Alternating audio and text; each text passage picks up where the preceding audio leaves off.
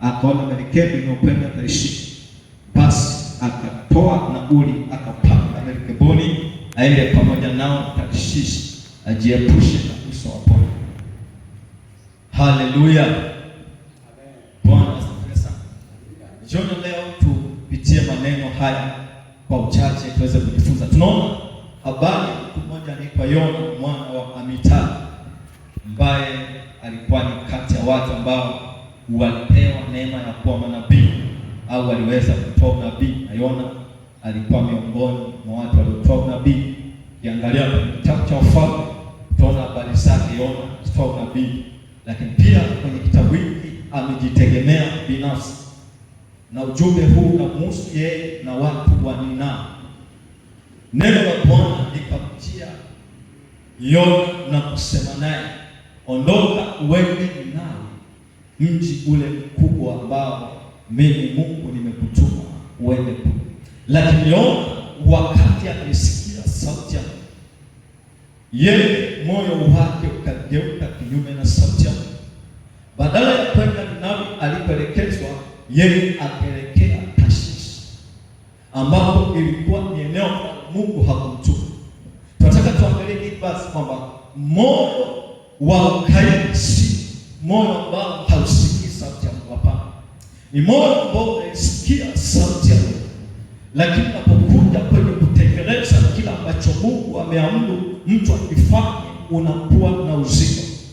Wakati mwingine tunasema ni moyo mgumu au moyo ambao hauko tayari kuyatenda yale ambayo Bwana ameelekeza aweze kufanya.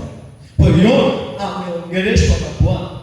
Tena Yona hakutumiwa na nabii kwamba aje kwa Mungu, aje kwa neno la Bwana kwa Yona, kama ambavyo sisi tunaweza tukasema labda mtumishi katumiwa kuja kusema na mimi. Hapa ni Mungu kasema na Yona moja kwa moja, ana kwa ana, na Yona anaichua sauti ya Mungu kwa sababu amekwisha kutembea na uzoefu kwa Mungu. Ndio maana Mungu akamtuma. Kwa hiyo alipotumwa kwenda Ninawi, Yona akageuka akaenda nchi nyingine ili ajiepushe na uso wa Bwana. Hicho kitendo cha kujiepusha na uso wa Bwana ndio moyo wa ukaidi. Kwa hiyo kwa tafsiri nyepesi, moyo wa ukaidi ni moyo unaojiepusha na maelekezo ya Bwana, moyo unaojiepusha na maelekezo ya Bwana. Kwa hiyo moyo wa ukaidi ni moyo ambao unajiepusha na maelekezo ya Bwana.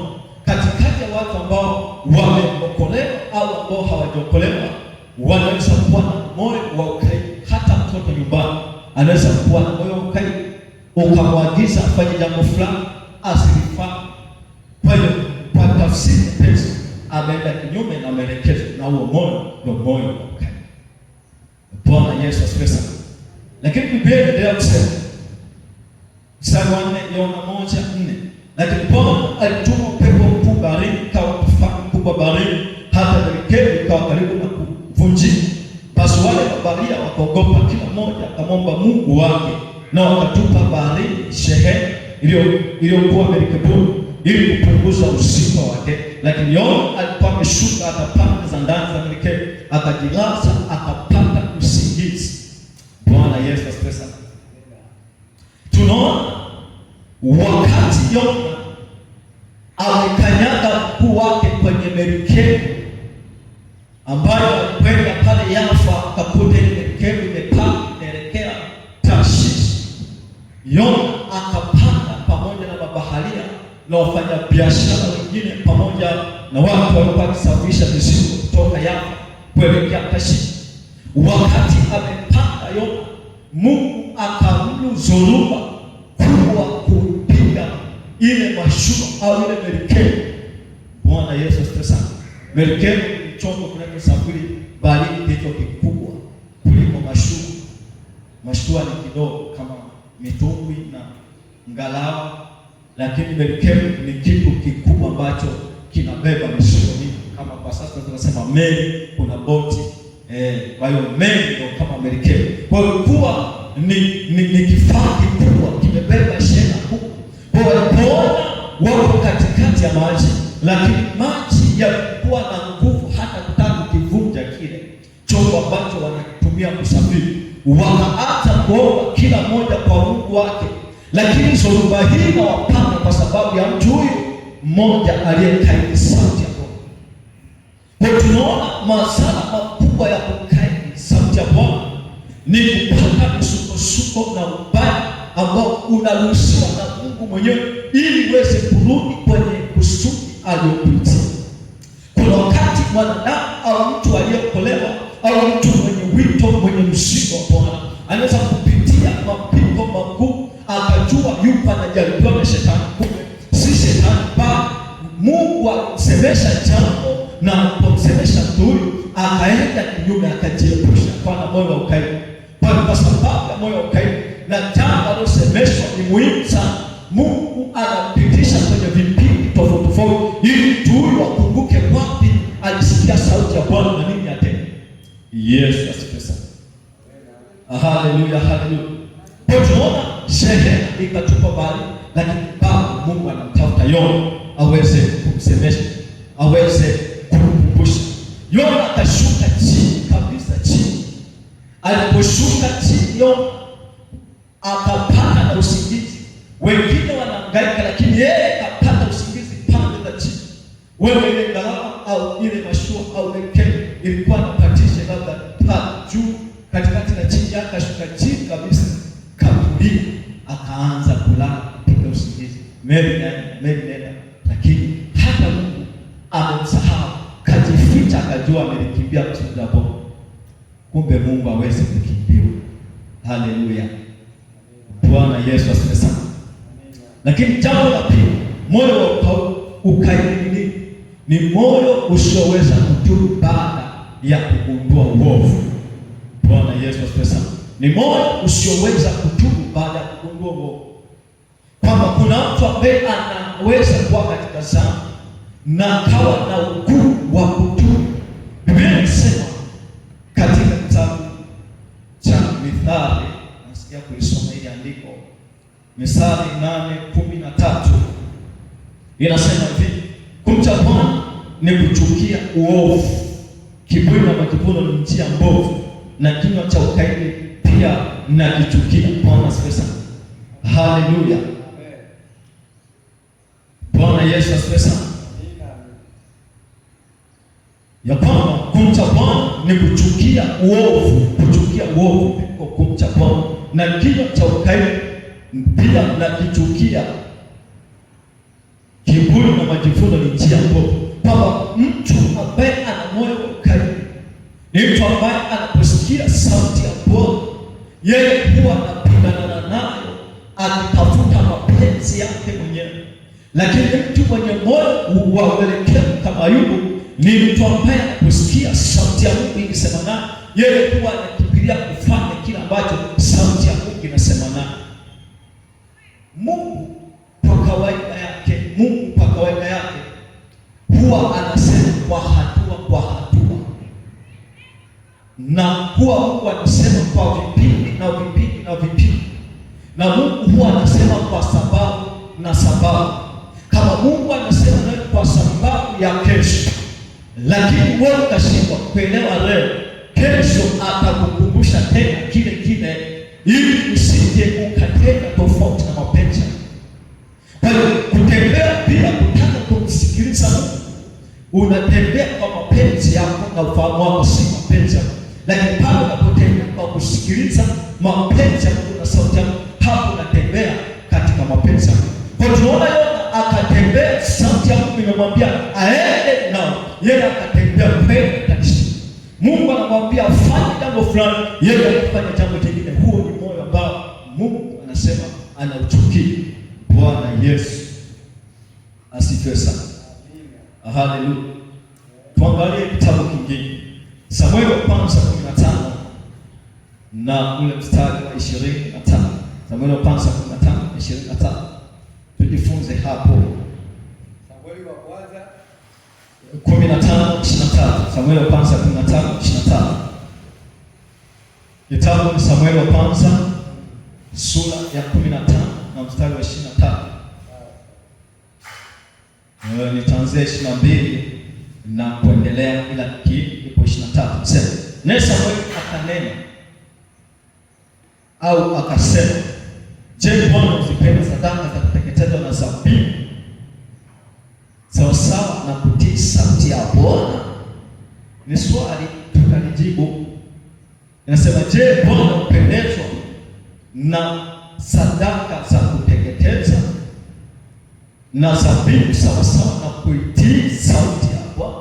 Mungu anajaribu kutumia kinywa cha nabii Samueli kuonyesha mambo mawili ambayo ni muhimu katika maisha ya mtu. Jambo la kwanza ambalo lilikuwa ni muhimu ni zabibu au sadaka, lakini jambo la pili ilikuwa ni kutii sauti ya au kuwa na moyo mwelekevu. Akauliza, je, Bwana hupendezwa au kuzipenda sadaka za kuteketezwa na zabibu sawasawa na kutii sauti ya Mungu? Kama tukiweka mtu anayetoa sadaka, tukiweka mtu anayeomba, mtu anayehubiri, atakuwa sawasawa na anayetii sauti ya Bwana. Lakini likajibiwa swali, angalia, kutii ni bora kuliko zabibu na kusikia kuliko mafuta ya beberu. Kwamba kutii, kukuwa na moyo mwelekevu, ule moyo wa ukaidi, moyo mgumu usiofuata sauti ya Bwana.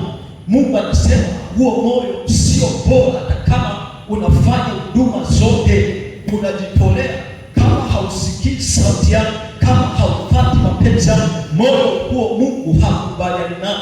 Kwa hiyo Mungu anasema, angalia, kutii bora kuliko zabibu. Kwamba Mungu ameona zabibu ni kitu ambacho ni dhabihu cha kwanza katikati ya maisha ya mtu.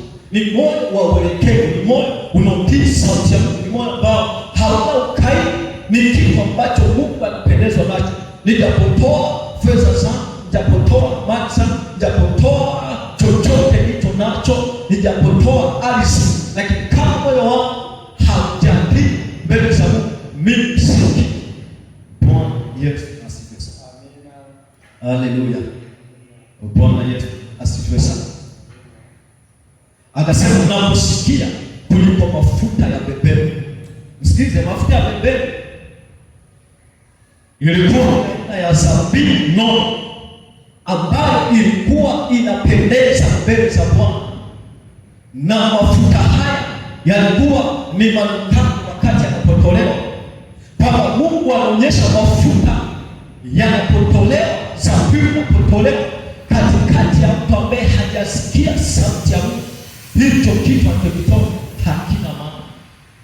Kuna watu wanaweza kuwa kanisani, wanaweza kuwa mahali popote kwenye makusanyiko ya kiibada, wakawa wanatoa fedha nyingi ili wapate kipato kwa watumishi. Wanaweza kuwa wanafanya vitu vingi, wanawatunza watumishi, lakini napokuja kwenye swala la kusikia neno la Mungu, aidha mtumishi apewa ujumbe kwa ajili yake, yeye anaukataa.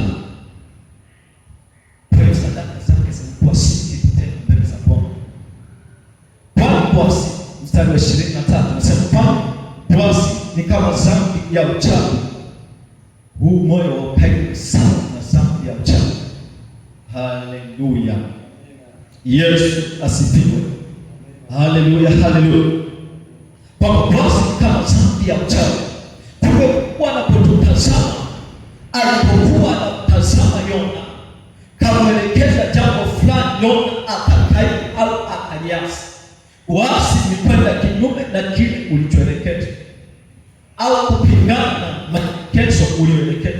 Kwa hiyo Yona alipopewa nafasi ya kwenda na Yona akaasi mbele za Mungu, alionekana kama mchawi.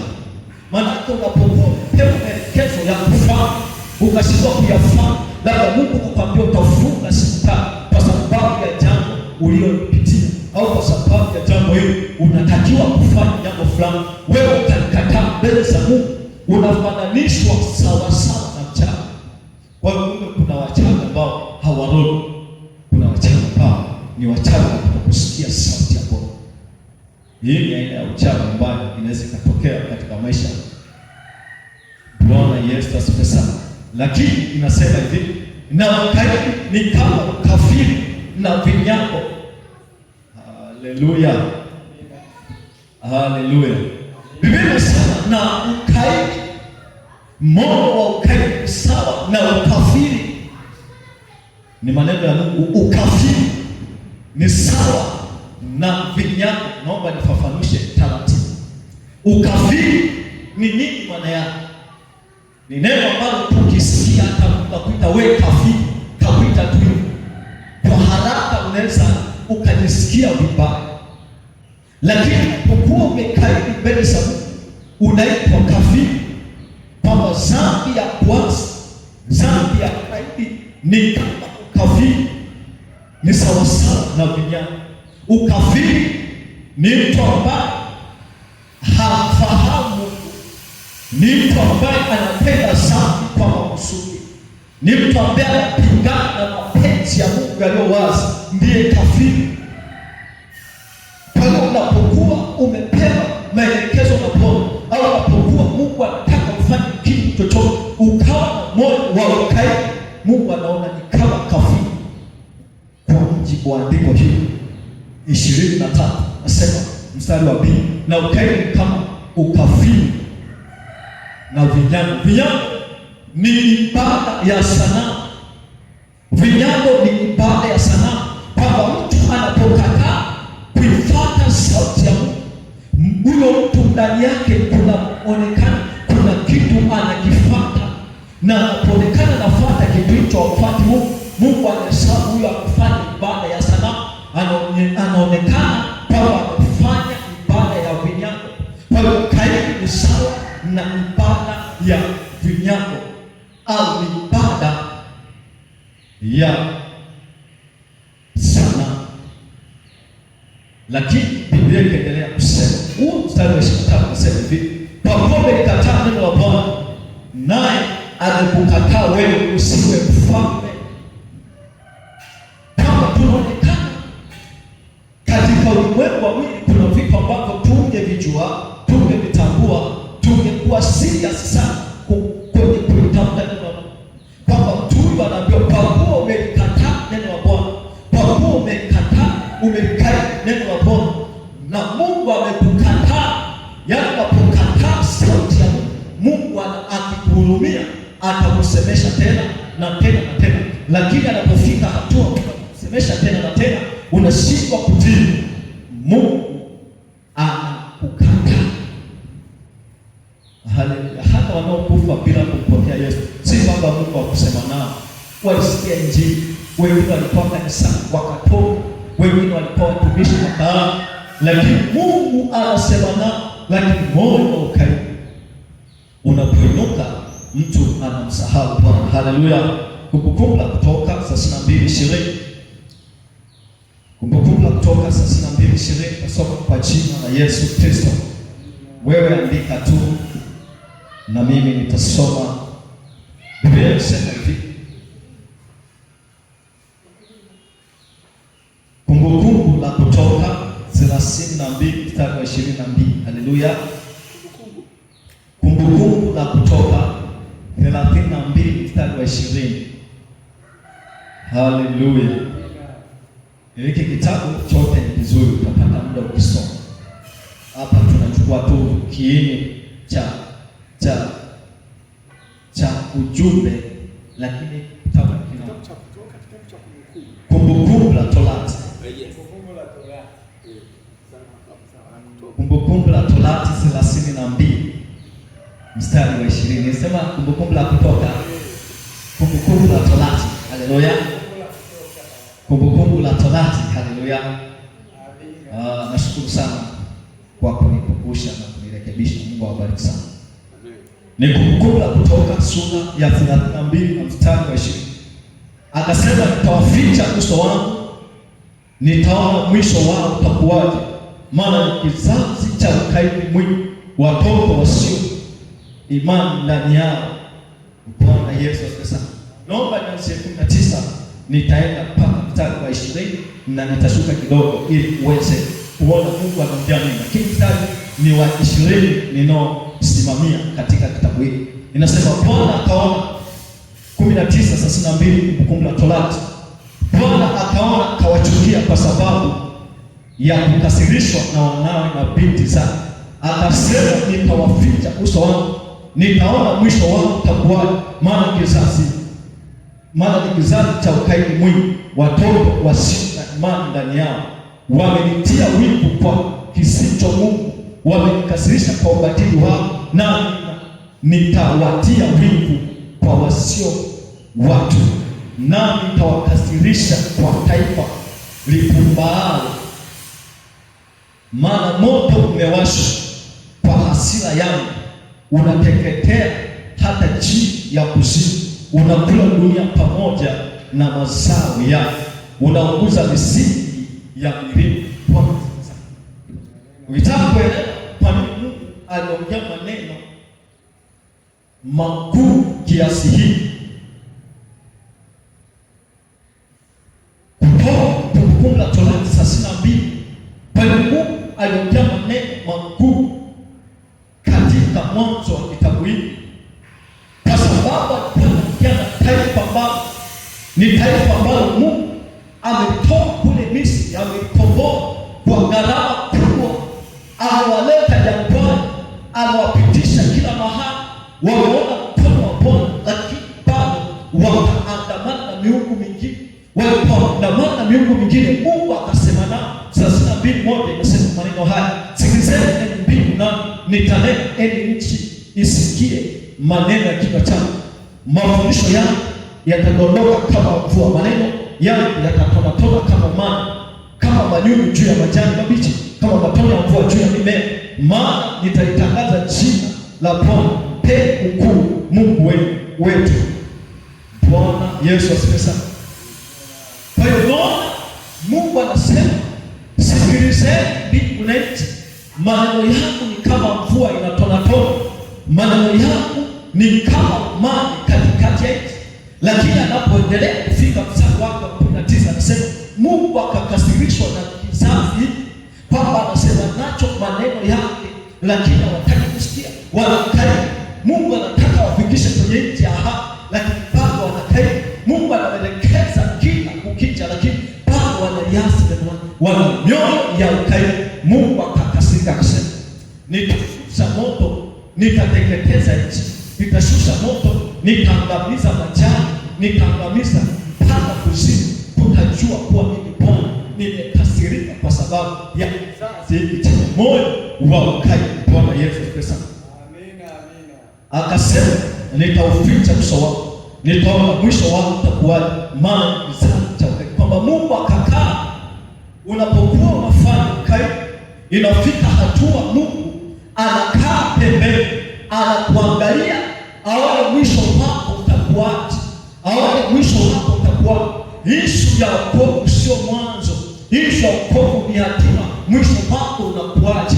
Unapokuwa Mungu anakusemesha unakataa ukaidi, au anamsemesha unakataa ukaidi, Mungu ananiacha na tazama mwisho wako utakuwaje. Mwisho ndio unatathmini maisha yako ya wokovu. Kama mwisho wako utakuwa mwema, wewe utakuwa heri. Mwisho wako ukiwa mbaya, utakuwa ni heri. Kuna watu ambao walianza na Bwana vizuri, wakatumiwa kwa nguvu na ishara, na wakafungua hata makanisa mengi, na lakini mwisho wao ulikuwaje?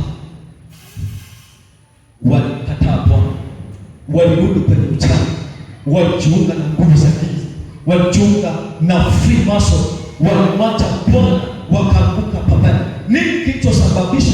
Ni moyo wa ukaidi. Mungu alipokuwa anawaita, anasema nao, wao walikuwa wazito kuelewa. Bwana Yesu asifiwe. Kwa hiyo mimi nataka kutoa ushauri katika kanisa na katika kizazi ambacho kilikuwa kizazi cha mwisho, ambacho Yesu anakiita kizazi cha ukaidi. Kitaona ishara ya Yona. Kizazi kilitaka ishara, Mungu akasema kitaona ishara ya Yona. Ishara ya Yona ni ukaidi na maombolezo ya nchi ya Ninawi baada ya sauti ya Mungu. Ndio ishara ambazo zitaonekana nyakati za mwisho. Bwana asifiwe sana. Lakini tuangalie Zaburi 81 na mstari wa 12. Andika tu maneno haya yatakufaa unapokuwa endelea kujifunza. Zaburi 81 mstari wa 12. Nitasoma kwa jina la Yesu Kristo. Nasema, nikawaacha wakaenda kwa ukaidi wa mioyo yao, waende katika mashauri yao, laiti watu wangu wangenisikiliza, Israeli angeenda katika njia zangu, ningewafadhili adui zao kwa upesi, na juu ya watesi wao ningegeuza mkono wangu.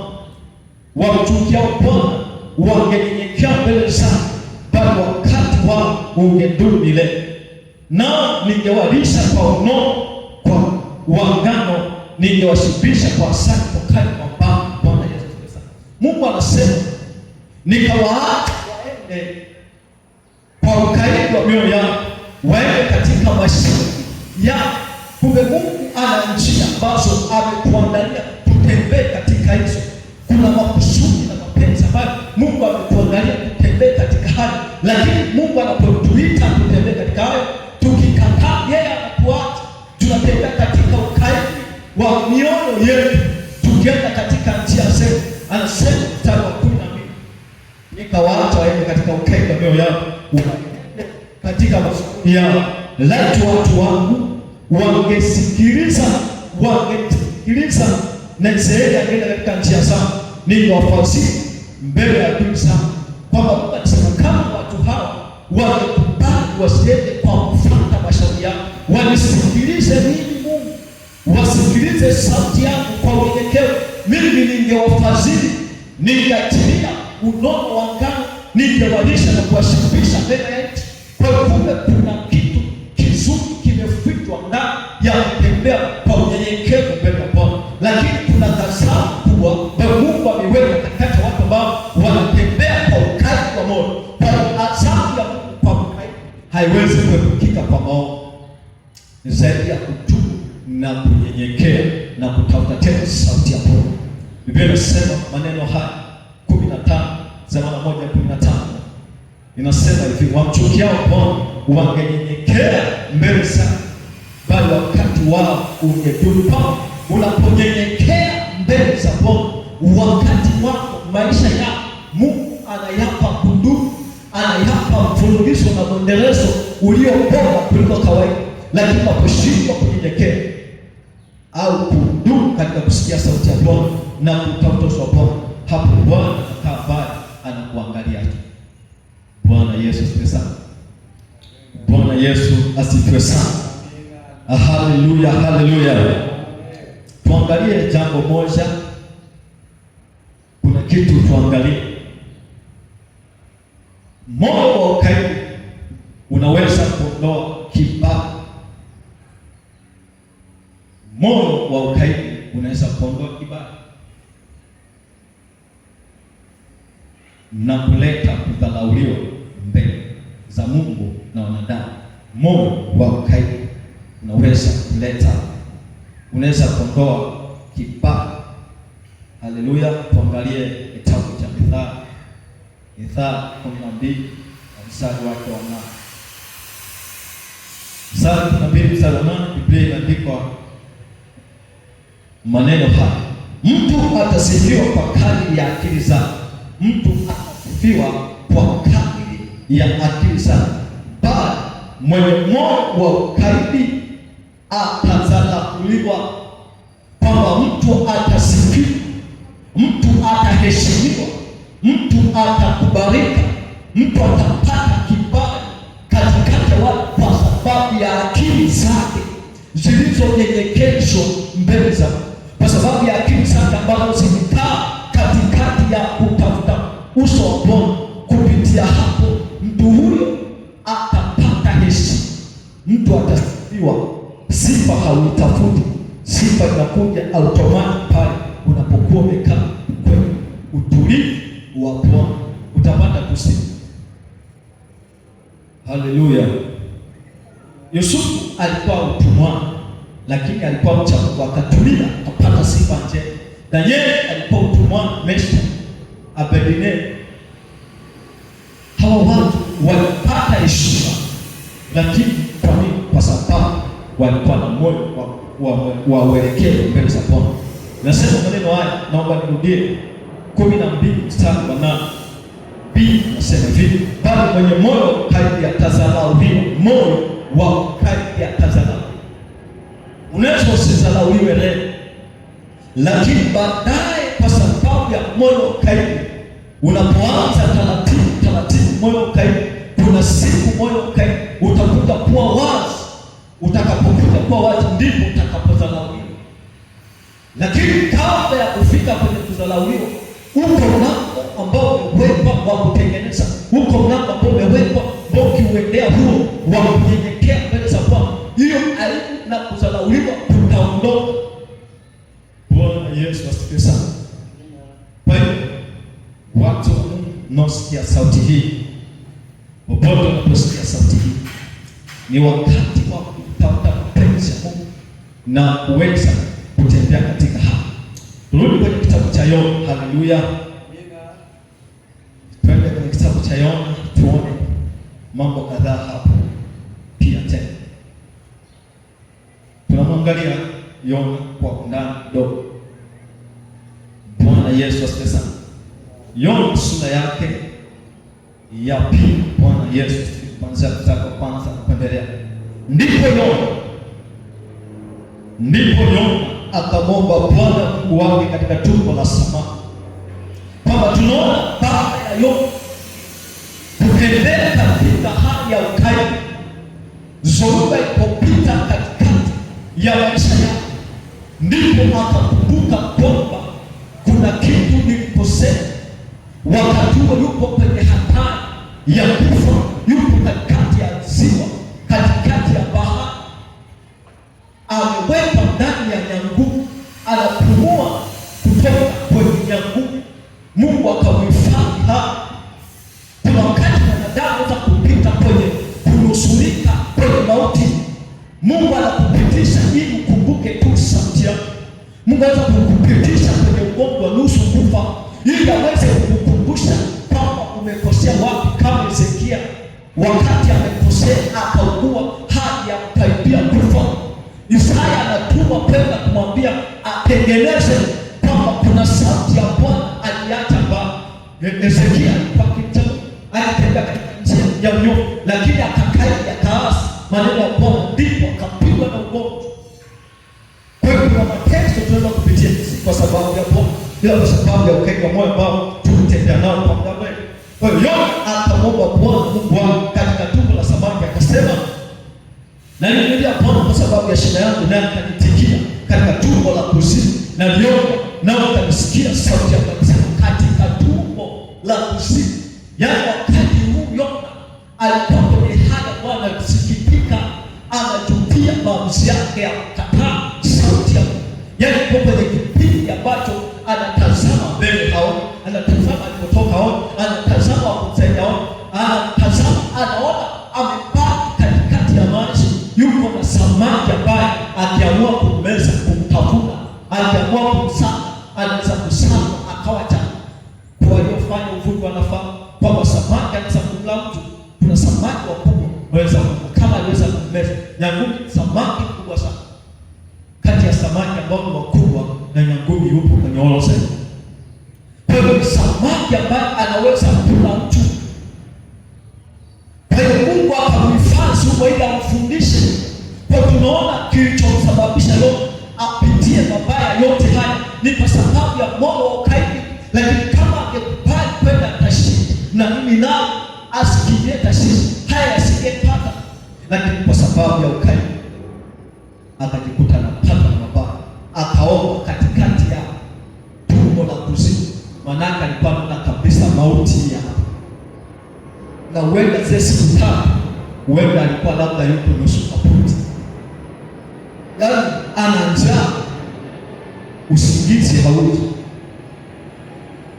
mawazo yamejaa mpaka anazimia kwenye tumbo. Akaomba, lakini Mungu ni wa neema. Kwa gharama aliyopitia Yona kwa kosa moja tu la kukaidi sauti yake. Sasa katika maisha yetu tunayoishi tu ya kawaida, sauti ya Mungu iko wazi sana. Mungu anaweza kusema na wewe kwa lugha nyepesi tu, lakini unaweza kuisikia sauti hiyo na kuifuata. Mungu anasema na wewe kwa lugha nyepesi kupitia neno lake, unasoma kupitia mafundisho kama haya, unasikia, lakini bado unaweza usiamini, unaweza usipate. Bwana Yesu asifiwe sana. Haleluya. Zaburi 101 mstari wake wa 4. Zaburi 101 mstari wa 4. Nasoma kwa jina la Yesu. Moyo wa ukaidi utaondoka kwangu, moyo wa ukaidi utaondoka kwangu, lilio ovu sitalijua. Kumbe Mungu ana uwezo kuondoa moyo. Bwana Yesu asifiwe. Zaburi 104 kuanzia mstari wa kwanza hata ule wa 4. Huwa napenda kusoma kwa urefu, lakini kuna andiko kuu huwa napenda kulikuu ili tupate maana kwa upana. Zaburi 101 mstari wa kwanza. Rehema na hukumu nitaziimba, Bwana nitakuimbia zaburi, nitaiangalia njia ya unyoofu. Utakuja kwangu lini? Nitakwenda kwa unyoofu wa moyo ndani ya nyumba yangu, sitaweka mbele ya macho yangu neno la uovu. Huyu ni Daudi sasa alipomaliza kugundua ya kwamba moyo wa unyoofu ni kitu Mungu anakitafuta, ndipo akasema, Bwana rehema zako na hukumu zako nitaziimba, kwamba nitatembea katika rehema, nitakuwa nikijikumbusha kuziimba. Manake kila wakati anajikumbusha kama ambavyo wakati ukiwa mtoto ukiagizwa mahali ili ukumbuke, unaendelea unaimba kama umeagizwa na sabuni na kibiriti, utaenda na sabuni na kibiriti, unafika unaweza ukachanganya tena kwamba labda kibiriti cha 100 sabuni ya 500 unafika unachanganya. Lakini pamoja na hayo, kupitia kuimba unakuta karibu kile kitu kinakuwa sehemu ya maisha. Kwa hiyo neno la Mungu kuna wakati ili uishi ulipende uwe na unyofu, lazima ujikumbushe kwa kusoma uweze kukaa katika hiyo. Bwana sifiwe. Nitaangalia njia ya unyofu, mstari wa 2. Utakuja kwangu lini? Nitakwenda kwa unyofu wa moyo ndani ya nyumba yangu. Yaani Daudi alisema nitakwenda kwa moyo wa unyofu, sio wa ukaidi. Ukaidi alikuja kuelezea mstari wake wa 4, lakini mstari wa 2 na wa 5 anaonyesha kile anachokitafuta kwa Bwana. Anasema sitakwenda mbele ya macho yangu kwa moyo wa ukaidi au kwa moyo usio na unyofu. Mstari wa 5, sitaweka mbele ya macho yangu neno la uovu. Sitaweka mbele ya macho yangu neno la uovu. Maana yake katikati ya mazingira yake, kila anachokutana nacho, anachokitazama kilichojaa moyo, yeye hakubaliani nacho, anakikataa. Analinda moyo wako usio wa ukaidi ambao utapishana na Mungu. Bwana Yesu asifiwe. Lakini huo mstari wa 5, kazi yao waliopotoka na ichukia, haitaambatana nao. Kazi yao waliopotoka, wenye mioyo ya ukaidi, Mungu anaichukia. Hata Daudi pia akaichukia na akasema sitaambatana nao, haitaambatana nao. Kama kuna wakati utakiwa kukataa kuambatana na uovu, kukataa kuambatana na mtu mwovu, bali kukataa moyo wako uwe na unyofu. Kuna wakati nakataa kuambatana na watu kadhaa, si kwa sababu yoyote, kwa sababu ya kupunguza unyofu wa moyo wako. Kuna wakati watu fulani unaona wanakupelekea kwenye sana, kwa sababu ya kujirinda unakataa kuambatana nao. Ndipo Daudi wiki iliyopita nikafundisha kutokuketi barazani kwenye misa, kasema ni Daudi Zaburi ya kwamba yeye kila siku katika shauri na usio asiketi barazani kwenye misa wala kusimama katika njia ya msali. Nikafafanua kwamba huyu hakwenda kwenye njia isiyo njema, hakuketi barazani, hakukaa wala hakusimama, yaani hakwenda, hakusimama wala hakuketi. Sasa wakati wanaweza wakasimama wakaketi na wakaenda, mtu anaweza akaiendea zambi, akasimama zambi inaendelea na yeye yupo, akaambatana naye, na baba atakawa shahidi wa uongo yupo, na akaenda na mahakamani akasema na uongo. Bwana atusaidie sana. Lakini Daudi anasema sitaambatana. Lakini mstari wa 4 ndio ulikuwa kimya, akasema moyo wa ukaidi utaondoka kwangu, lilio ovu sitalijua. Kwamba kumbe kinachotangulia ndani ya mtu kuleta moyo wa unyoofu ni kuondoa moyo wa uovu kwanza. Unapoondoa moyo wa uovu, ndipo moyo wa unyoofu unaondoka. Haiwezekani moyo wa unyoofu na moyo wa ukaidi vikakaa pamoja, haiwezekani. Au moyo wa kiburi na moyo wa unyenyekevu vikakaa pamoja. Lazima kimoja kitatawala kingine. Au haiwezekani mwanadamu akawa na Roho Mtakatifu na pepo papo hapo, haiwezekani. Bwana Yesu asifiwe sana. Ukiona mtu ana pepo ana Roho Mtakatifu ni ishara. Kwa sababu Roho Mtakatifu anachukua hekalu lake, akichukua hekalu lake anamiliki hekalu zima. Akimiliki hekalu zima, pepo hawezi kupata nafasi. Kwa sababu Biblia inasema ya kwamba ili mtu aweze kukaliwa na mapepo, hadi aje mwenye nguvu atoe kilichoko ndani yake, ambacho ndio Roho Mtakatifu akishinde ili apate nafasi. Lakini kama mwenye nyumba ana nguvu kuliko adui hawezi kupata nguvu ya kushinda. Ni sababu na nyumba ambayo ina ulinzi mkali, hata mwizi anajipanga. Hata nchi ambazo zina silaha hawezi kuvamia panana kawaida, kwa sababu wana silaha. Kwa sisi tuna Roho Mtakatifu ambaye ana silaha za kiroho kali katika ulimwengu wa roho na mwili. Anapokuwa ndani mtu, zile silaha zinapisha juu shetani, zinapisha mapepo. Kwa hiyo hawezi akakaa Roho Mtakatifu vizuri, amejaa, amefurika na pepo litaka halitapata nafasi. Haleluya, Bwana Yesu asifiwe sana. Na hiyo moyo wa ukaidi kuondoka kwao, lililo ovu sitalijua. Haleluya.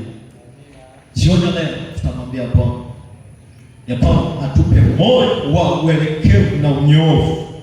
Na ninapoongea hapa, popote unaponifuatilia kwa kipengele na hatua, kila alichokusemesha Mungu, alichokwambia rudi kakae chini siku ya leo, kakumbuke kila ambacho umewahi kujifunza, kila ambacho Mungu alikusemesha, na ukifanyie kazi. Mwambie Bwana, hili nilikiacha kwa sababu ya ukaidi wa moyo. Kama Yona alipokumbuka wapi alisikia sauti ya Mungu, akamkumbusha Mungu kwamba nalia katika tumbo la kuzimu, katika tumbo la samaki, na Mungu akanisikia, akaweka na naziri kwamba Mungu, ukinitoa nitakutumikia. Yona alikuwa amebeba ujumbe wa watu zaidi ya 120,000. Kwa hiyo kama Yona asingerudi kutengeneza, taifa la Ninawi lingeangamizwa, au Mungu angetuma mtu mwingine badala yake. Lakini kuna wengine wenda wangekufa kabla mtu huyo kufika, kwa sababu ghadhabu ya Mungu ilikuwa imekwisha kuamriwa, na ghadhabu hii tegemea mjumbe mmoja aweze kutuma Ninawi ili akuwakumbushe watu kutengeneza. Na hao wangekubali sauti ya Mungu, hao wangekataa sauti ya Mungu, wakaacha kutengeneza, ghadhabu ya Mungu ingesimama pale pale. Lakini waliposikia sauti ya Mungu, wakakubali kuongoza. Mfalme akapiga mbiu kwamba tunatakiwa kufunga siku 5. Mungu akaipusha ghadhabu yake, kwani ghadhabu ya Mungu inaweza ikawa imeangaliwa, imesetiwa, inasubiri muda tu kama kombora, kwamba mtu huyu atakapofika mlangoni pale, kabla ya kutubu nitamlipua. Lakini hapa katikati ukasikia sauti ya Bwana katika ibada, ukatubu, Mungu analiondoa ile kombora, Mungu anaondoa ile ghadhabu. Ndivyo ilivyotokea. Kwa hiyo moyo wa unyenyekevu huondoa ghadhabu ya Mungu katika maisha. Moyo wa unyenyekevu huondoa ghadhabu ya Mungu katika maisha ya mtu au juu ya taifa. Hapa ndipo nasoma tu andiko hili la kuongezea. Haleluya. Mambo ya Nyakati wa Pili 7:14, nitasoma tu 7:14 na kuendelea, nitasoma kwa jina la Bwana Yesu. Mambo ya Nyakati wa Pili sura ya 7:14.